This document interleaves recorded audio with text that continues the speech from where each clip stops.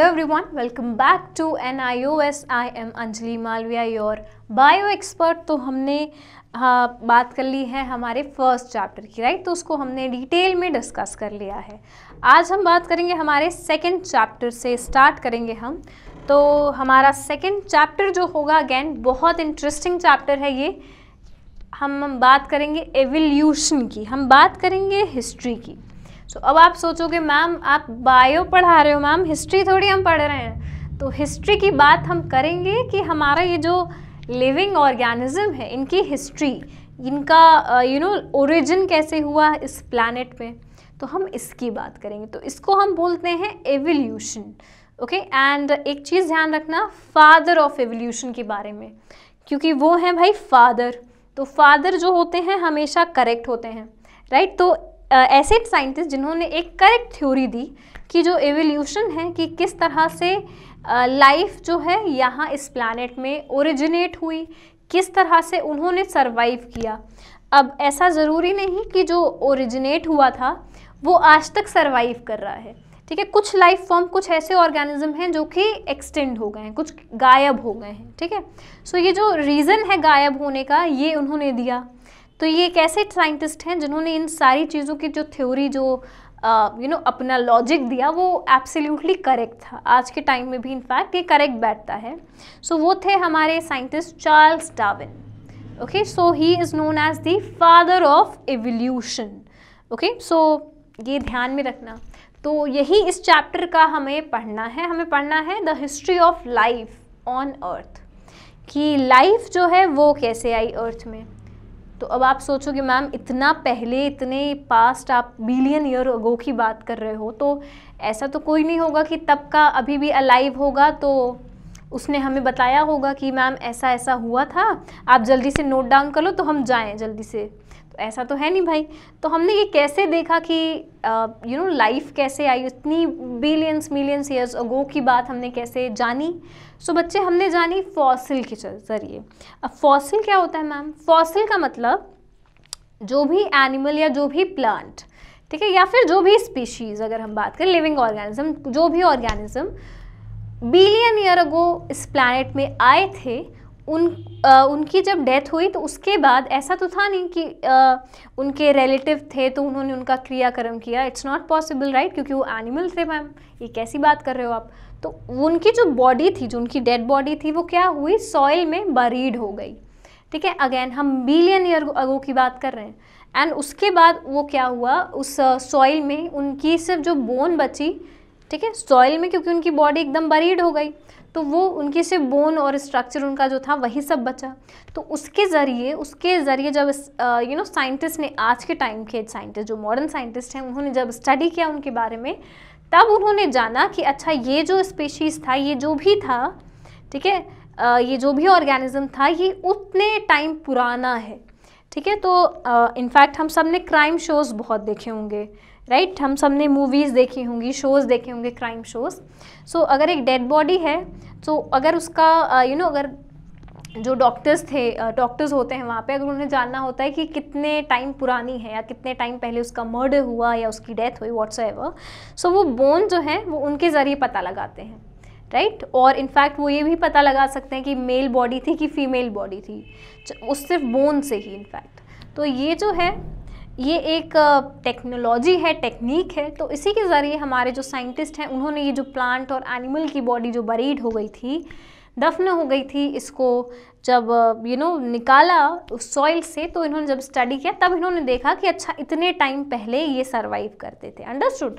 तो ऐसे हमें पता चला, ऐसा नहीं कि सपना आया किसी को कि उस टाइम के कोई या फिर अभी तक जीवित हैं वो, राइट। तो ऐसे नहीं था, ठीक है, क्लियर है। तो यस, तो हम जब बात करेंगे लाइफ की कि हमारे इस अर्थ में कैसे लाइफ आई, तो भाई उसके पहले ज़रूरी ये है कि हम पहले देखें कि हमारा अर्थ कैसे आया।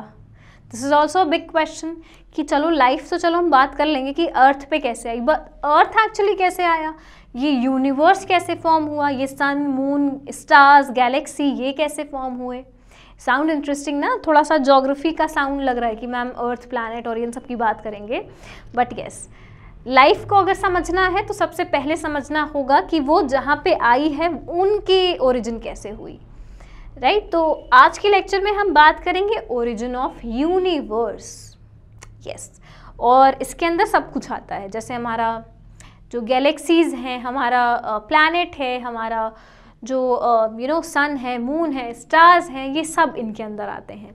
तो चलो अब हम बात करते हैं ओरिजिन ऑफ यूनिवर्स के बारे में, कि ये जो यूनिवर्स है ये कैसे आया। ठीक है, ये बहुत ज़्यादा इंटरेस्टिंग चैप्टर होने वाला है। ये सारे टॉपिक हैं, ये बहुत इंटरेस्टिंग हैं, आपको बहुत मज़ा आएगा इनको पढ़ने में। ठीक है, तो चलो, यूनिवर्स, ब्रह्मांड। Yes, sounds too big, no, ब्रह्मांड। तो इसकी चलो उत्पत्ति कैसे हुई, चलो ये समझ लेते हैं। The origin of universe. Okay, so एक साइंटिस्ट थे, उन्होंने एक थ्योरी दिया। ठीक है, उन्होंने एक थ्योरी दिया जिसको हम बोलते हैं big bang theory. Big bang theory. Okay, big, extremely big, in fact इसको नाम होना चाहिए था extremely big bang theory, because ये जो थ्योरी थी इसमें ओरिजिन कर रही थी, कौन ओरिजिनेट हो रहा था? यूनिवर्स, हमारा भाई यूनिवर्स, द होल। तो ये जो है एक्सट्रीमली बिग, इनफैक्ट इसका नाम होना चाहिए था, नहीं? चलो, so the most accepted theory by the scientific community. Yes, तो ये जो थ्योरी है ये मोस्ट एक्सेप्टेड थ्योरी है। Okay, so the universe originated in a very dense and the hot state and has constantly expanded until now. Yes, तो अगर हम इस बिग बैंग थ्योरी की बात करें तो इसमें क्या बोला गया, चलो पहले उसको समझ लेते हैं। वॉट एवर इट्स रिटन है भूल जाओ। ठीक है, चलो अब हम सिर्फ समझते हैं कि ये थ्योरी क्या है।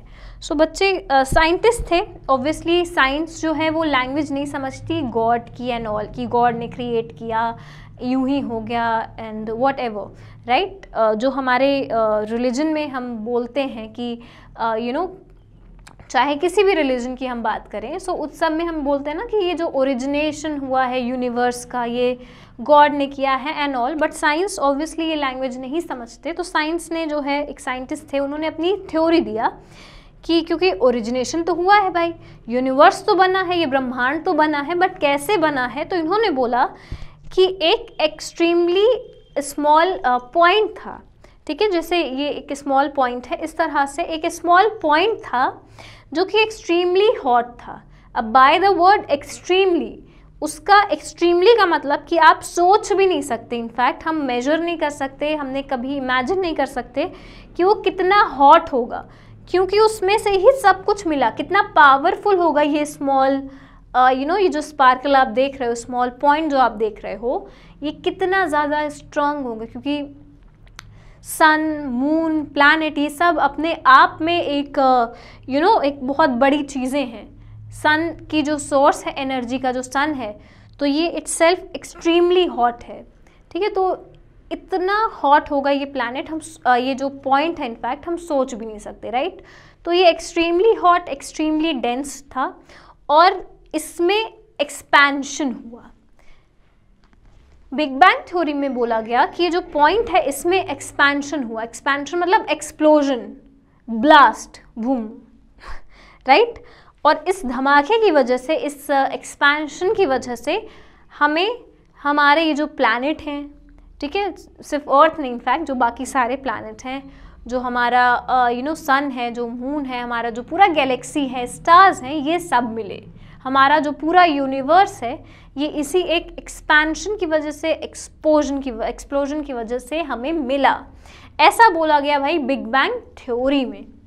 ओके, क्लियर है? बहुत सिंपल सी इंटरेस्टिंग चीज़ है ये, राइट, कि कैसे एक सिर्फ ये स्मॉल से जो ये स्मॉल पॉइंट है इनफैक्ट, ये इतना ज़्यादा हॉट होगा, कितना डेंस होगा, जिसमें इतना एक्सपेंशन के बाद इतना सब कुछ ओरिजिनेट हो गया।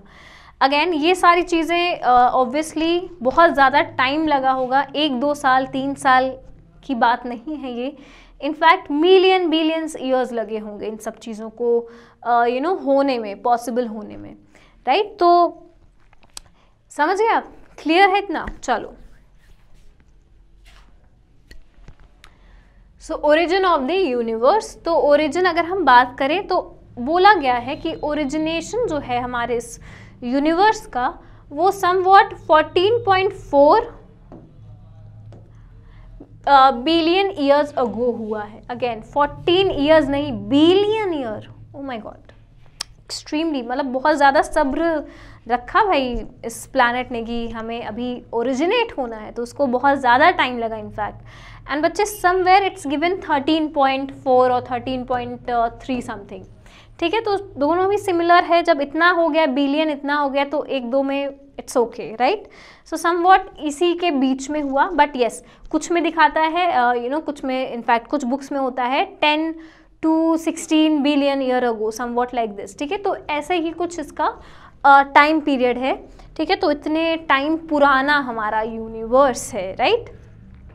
So the Big Bang theory states that in the beginning the universe was in all one place. Yes, beginning की बात करें, शुरुआत की बात करें, तो ये सब कुछ जो है एक जगह पे था। Yes, obviously मैम, ये देखो आप, ये वाला जो अभी आपने एक्सप्लेन किया, तो this is a single point, ठीक है। और सब कुछ इसी के अंदर था, इसी के अंदर आपका मून था, इसी के अंदर आपके स्टार्स थे, इसी के अंदर आपका प्लैनेट था, तो सब कुछ एक जगह पे था। All of its matter and energy was squeezed into an infinitely small point. Yes, एक बहुत ही minute small point जो है वहीं पे इसकी जो जितनी एनर्जी थी वो सारी थी। As you can see in the last picture में जो हमने देखा, सिंगल पॉइंट में था सब कुछ। एंड देन अब क्या हुआ, अब हुआ आया एक विलन, राइट। कहानी में ट्विस्ट आया, क्योंकि अभी तक क्या था, ये लोग अकेले सरवाइव कर रहे थे, बहुत खुश थे, एक सिंगल जगह पे सब कुछ था, सारी इनकी एनर्जी थी, सन मून स्टार्स सब कुछ एक जगह पे सिंगल था, ये सब बहुत खुश थे, happy living, right, happily living. But फिर आया कहानी में ट्विस्ट, और वो ट्विस्ट क्या था, एक्सप्लोजन।